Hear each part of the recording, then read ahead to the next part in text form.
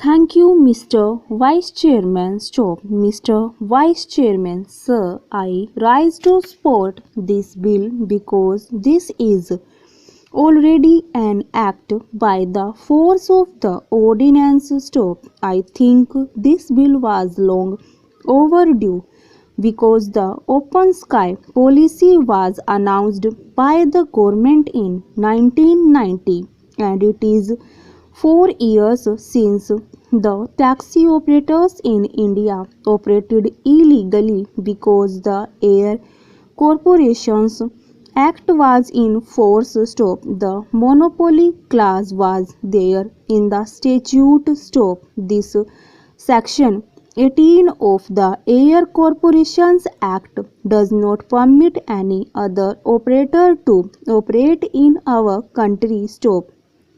It was the monopoly of our national carriers, Air India and Indian Airlines. Stop. So I feel it is a bit late that the government has come with an ordinance which should have been done earlier. Stop. The main purpose of this bill was these two corporations were banned and the two companies were formed under the Companies Act. Stop. Instead, these companies were registered a year ago, but they were not put into operation by the sanction of this ordinance issued by the President in January. Stop.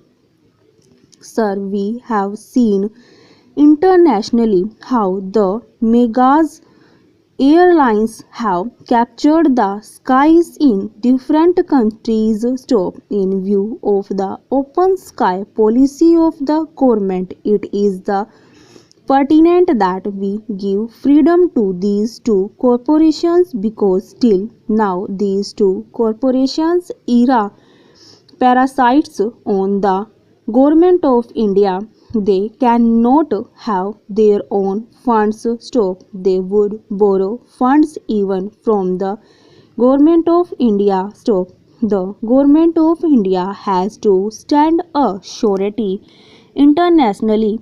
Stop. Now these companies are coming into existence. These companies will have freedom. Stop. They will not rely on the government for financial resources. Stop. They can go out into open market in the capital market and mop up resources. Stop. At the same time, it is said that the government has privatized them. Stop. Stranger. It is not so. Stop. It is very clear in clause 9 that the control of these companies will remain with the government and the government will have freedom to give direction to these companies. Stop. Sir, we had also seen that last year the Indian Airlines made a loss of rupees 100 crores.